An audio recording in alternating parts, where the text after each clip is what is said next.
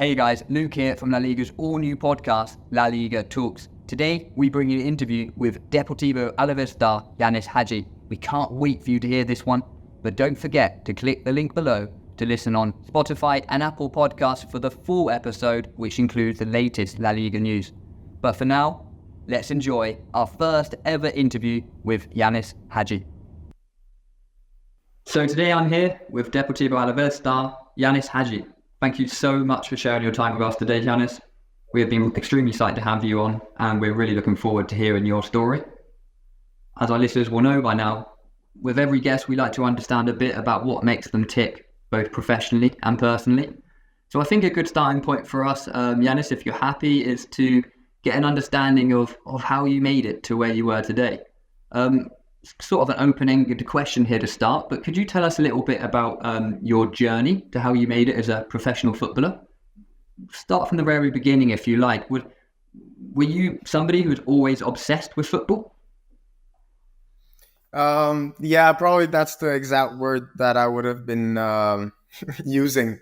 I've been since I was born. Everything that was around me or I was talking about or whatever, it was just about football and having a football at my feet. So I've been obsessed. It's my passion. It's what I live for. And obviously then, as every kid, you want to start playing with other kids. You want to start being in a football team. And I managed to start obviously at a quite good won't call it academy, it's more like a football school in Bucharest, and that was my first football team for 4 years. And then when I just turned 11, my father built the academy 2 hours from Bucharest in Constanța, and that's when it was actually my first big move. I moved away from my home, from my parents, and I started my football journey as a professional when I was 11. I was with kids from all over Romania. We were probably the best kids there. We used to win every tournament that we played for in Romania. We competed really well outside Romania in really tough tournaments with big teams. And, that's where I got the mentality of being a winner and what it means to be a winner. So those were the footsteps I followed, and then when I was 16, I made my professional debut with the first team of my father's academy, and since then I never looked back. I'm in my 9th season already, and I can't really believe it. So even though I'm just I'm 25, I think I have a vast experience in football, being able to have 9 seasons at professional level.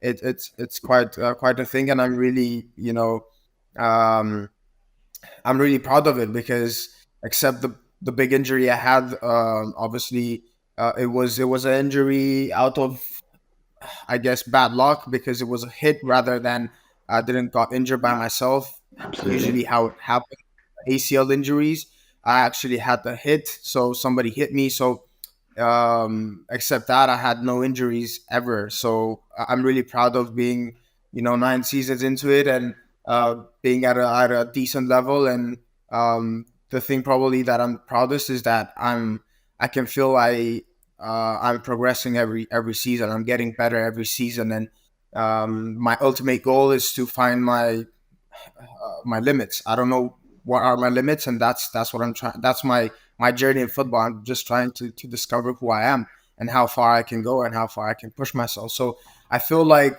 it's positive, because I still feel like I can improve so much more, and I have obviously many years ahead of me, and hopefully I can play obviously until 38, 40, why not, and then hopefully one day reach my full potential, and be one of the best that ever played this sport.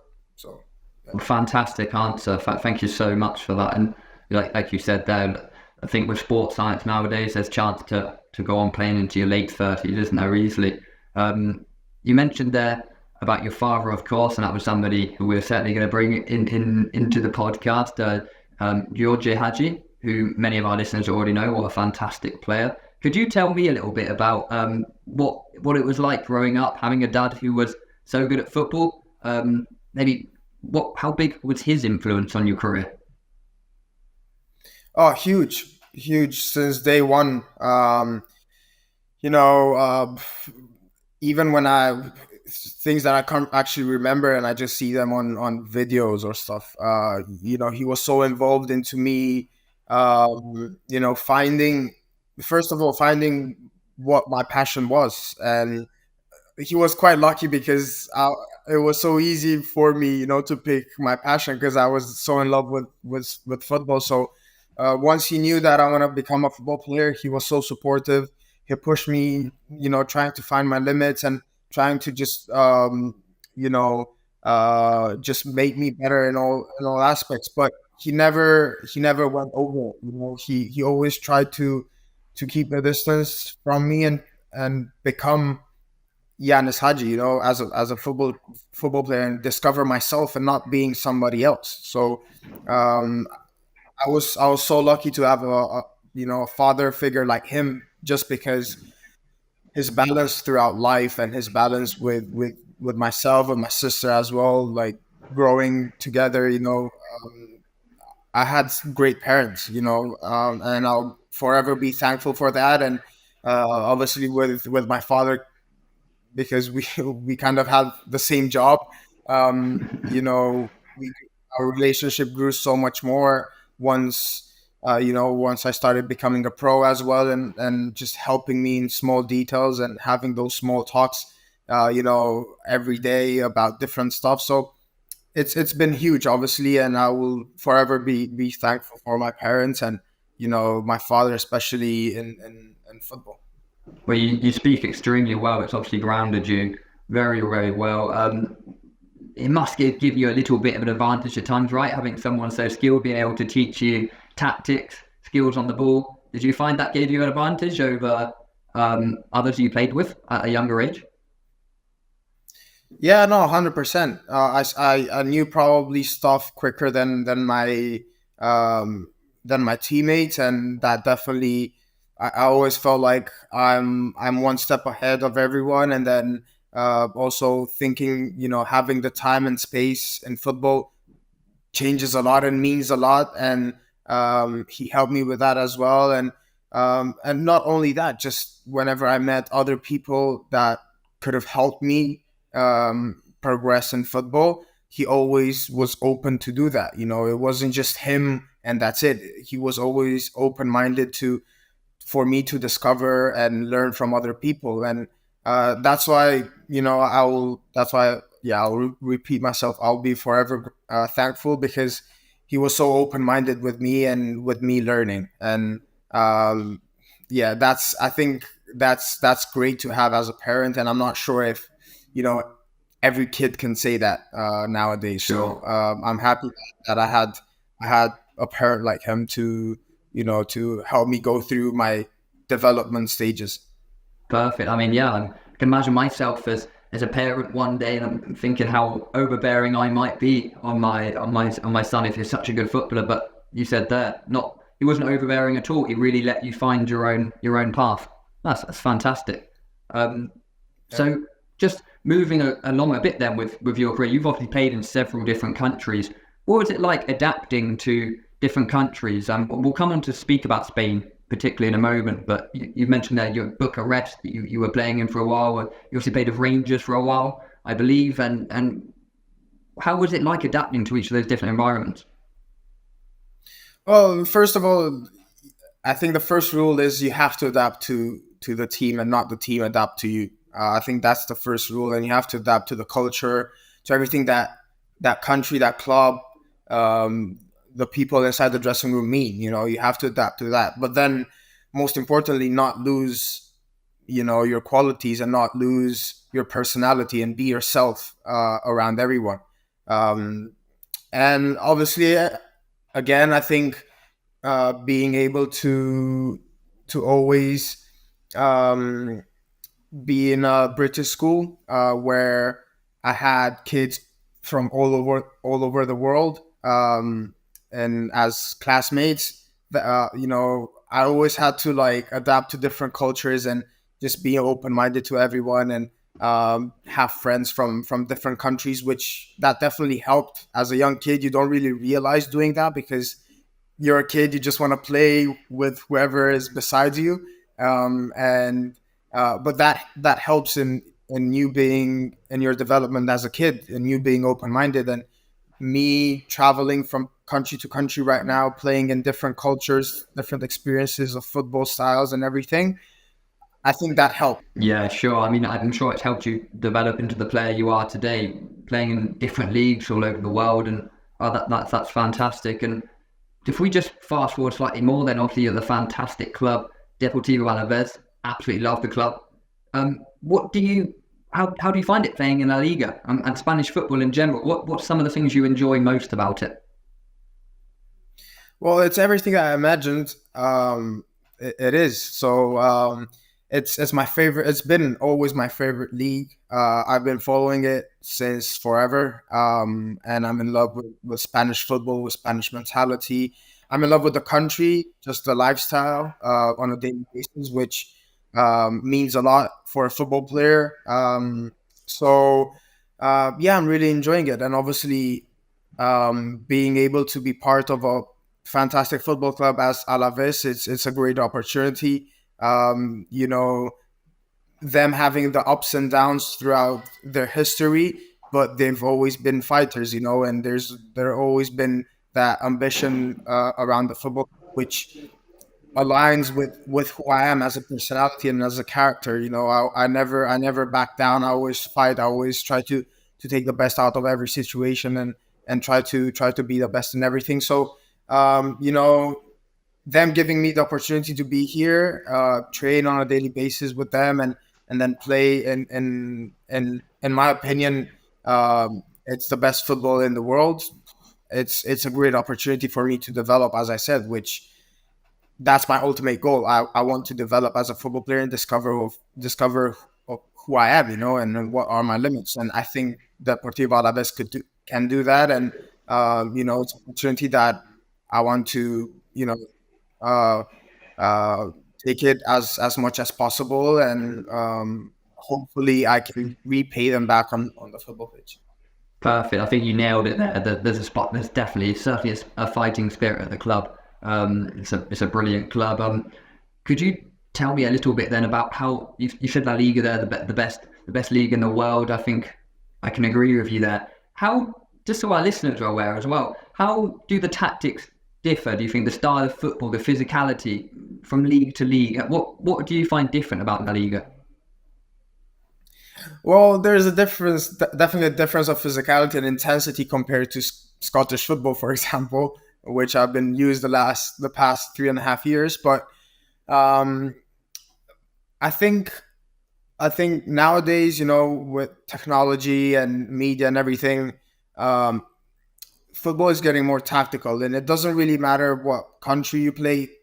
20 years ago, maybe Italy was known as the most tactical league in the world, whereas I feel like now, I think in every country, in every team, people know how to manage tactics and how to change from game to game. So I think just the sport in general evolved into this. So um, it's definitely intensity and aggression wise, and physicality is definitely different. But I think the most important thing and the most obvious thing, it's just every team knows how to play with the football, and uh, there's spaces. There's definitely space and more spaces than I was used to.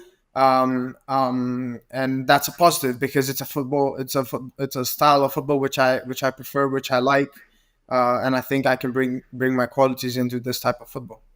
Perfect. Yeah, many of the people I've spoken to, the journalists, the players, they've said that maybe La Liga's less physical, more technical. I'm sure there's a little bit more to it than that, but that's the overall sort of thoughts Yeah. I have with that. I don't know if that you agree with that at all.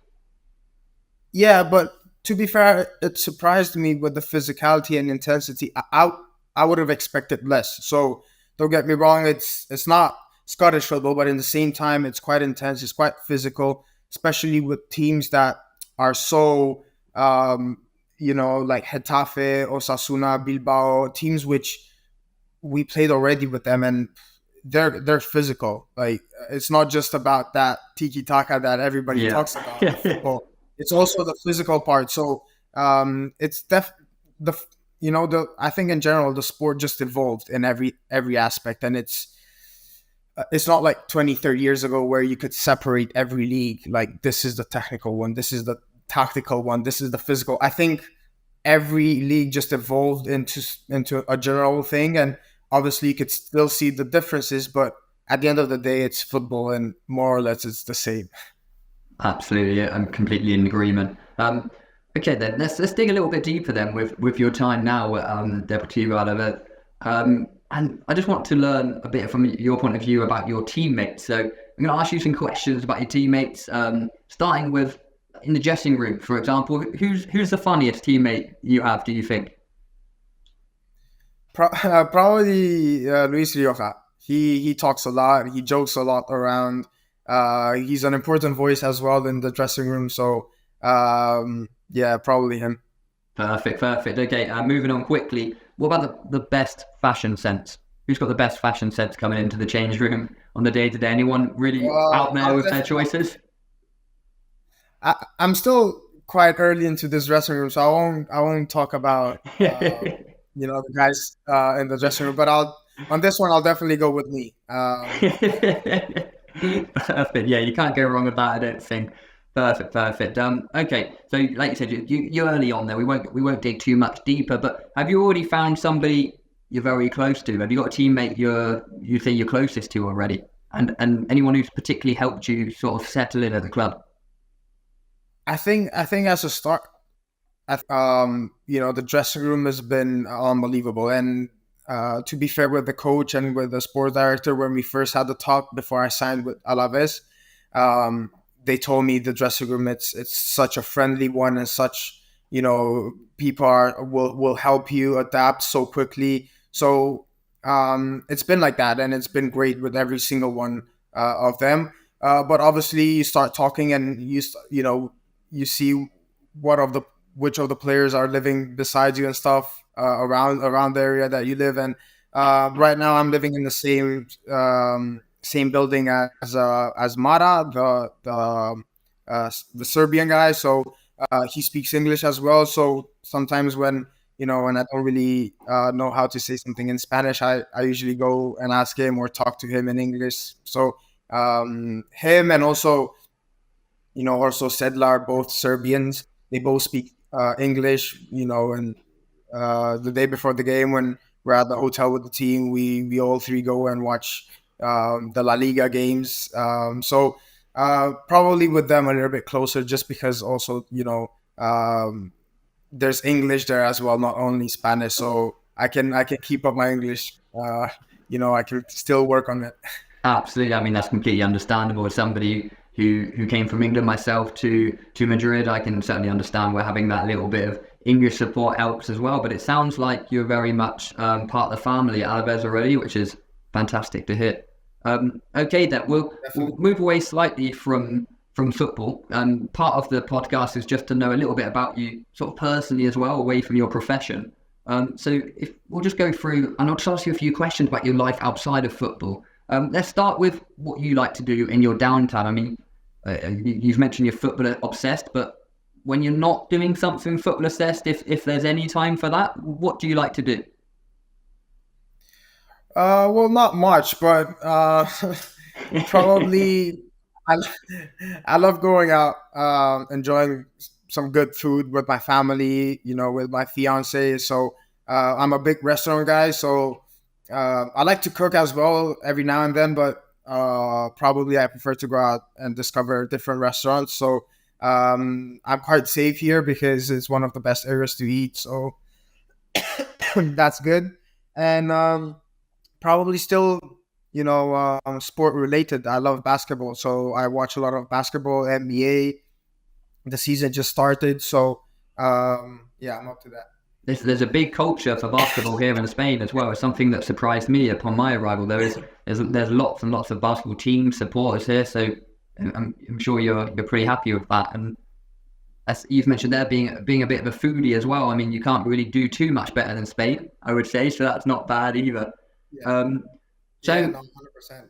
but maybe other than the food, is there anything else that you sort of enjoy most about life in Spain so far? What's some of the things that you enjoy about the country? I love the just the way of life, the temperature, also just the surroundings. I think I've been to Spain before, obviously, but I've never been to this part of Spain, north of Spain, and it's just so much. It's just so beautiful, and it reminds me a lot of some cities back in Romania that are just close to the mountains. So yeah, it's I like the vibe. It's really nice compared to Glasgow, where it was a lot of attention on you. You know, whenever you went outside, everybody like recognized you, or they would come and just, you couldn't have a chill walk in the city center. Whereas here, everything is so like so calm, and no one's in a rush. Everybody's just like they're just living their life, which I appreciated a lot. Like 3.5 years in Glasgow, obviously coming here in Vitoria, it's just been relaxing, outside football. So I enjoy it. Perfect. Yeah, I imagine. I've spent some time in the north of Spain myself, in Asturias and places like this, and I'm always amazed because if you see sort of travel brochures or anything like this, it rarely mentions the northern part of Spain. It obviously mentions the sunny islands and the coasts, but there's rarely anything about the northern, at least from what I've seen, and it's beautiful, absolutely beautiful places. So I can imagine you're enjoying your time up there. Okay then, so moving on slightly, could you give me a moment, and you're a professional footballer, so there's always going to be an obvious answer to this, but could you give me a moment you're sort of most proud of in your career so far? Or you can say career so far, but maybe sporting or non-sporting related, something you're most proud of achieving? Obviously, as a football player, when you start your career, you want to win trophies. So um, I'll definitely put every single trophy I've won. I've won 5 trophies until now, and I'll put every single one of them up there of one of the proudest moments. Because as a football player, you work so hard throughout the season, preseason, and everything. And obviously, at the end of the season, you want to top it out with something. So being able to, to lift a trophy, it's such a unique feeling, and obviously the fan base afterwards, make them happy, and you know the summer just comes, the summer break just comes in really well after you win a trophy. So I'll definitely put that. But probably the one I was the proudest was with the national team when we played under 21s, the Euros, in Italy 4 years ago, when we made it to the semi-final, which it was obviously a historic performance for our country.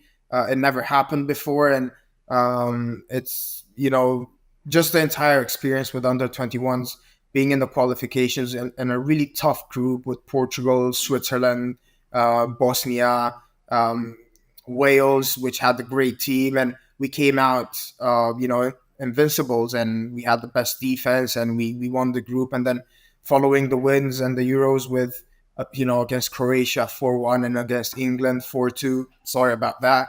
And then we drew with France 0-0, but we definitely could have won that game. And yeah, when you get in the semifinal, anything can happen. We dominated Germany for 45 minutes. We went in 2-1, and then the game turned around, and we lost in the last couple minutes of the game. It was 2-2, and we conceded 2 goals. But just, it was so proud, because for us, as as a Romanian, it's probably the proudest moment when you represent your country, and especially when these type of performances don't come every 2 years, as probably as a country like Italy, as England, as Spain, which are used to these type of performances. For us, when you get there and you do that, it's such a great feeling, and you just, all the country stays awake for you. They celebrate for you, and it's such a proud moment. And we never won it, but we were so close to achieving that, and the performances were fantastic. And we got to the Olympics afterwards. Obviously, with COVID and everything, we couldn't go there. Probably 80% of the squad, but we achieved some great performances and some great games then, and probably that will be my proudest moment with the trophies that I won, obviously. Perfect. I imagine that journey was sensational. What a talented group of players. Fantastic. Well, thank you so much for those answers there, Ianis. That's really appreciated, and it's absolutely fascinating insight. I'm listening. I'm absolutely fascinated, as I'm sure our listeners are too. Just one last question then. Could you give me a piece of advice for any? You've mentioned your own journey there. I'm sure we have lots of youngsters, lots of people who would love to make it in the football world. Could you give me a piece of advice for anyone trying to make it as a professional footballer? I'll just keep it to what I learned, and it's just understanding that everybody has its own path. There's not a successive way to do it. It's just everyone has its own path. Everyone has its own destiny. Just mind your own, talents and business, and try to focus on you, and that's it. Focus on you and try to discover who you are as a person, and try to push yourself to the limits and see how far you can go, because there's no one out there that can tell you can't do it. It's just no one has this power to tell you can't do it, because you're in control of your own life, your own destiny. And that's what I would say. Just try to discover your own limits. See how far can you go, and push yourself, and see if you can go to, to be the best. And if not, you're not the best. Maybe you're the top 10 best, and it's still good. So, just try to discover as a person, as a player, who you are, and push yourself to the limit. So that's what I would say, because that's what I'm doing on a daily basis, and it got me here. And I still feel there's a lot of development in myself, which I still have to find out. So. Perfect. Well, that's inspirational words from Ianis there, and I hope you're listening to that intently, listeners. Well, thank you once again so much for your time. It's been an absolute pleasure to have you on. Really appreciate it here on La Liga Talks, and we hope to speak to you again soon. Cool. Thank you. Have a great day. You too.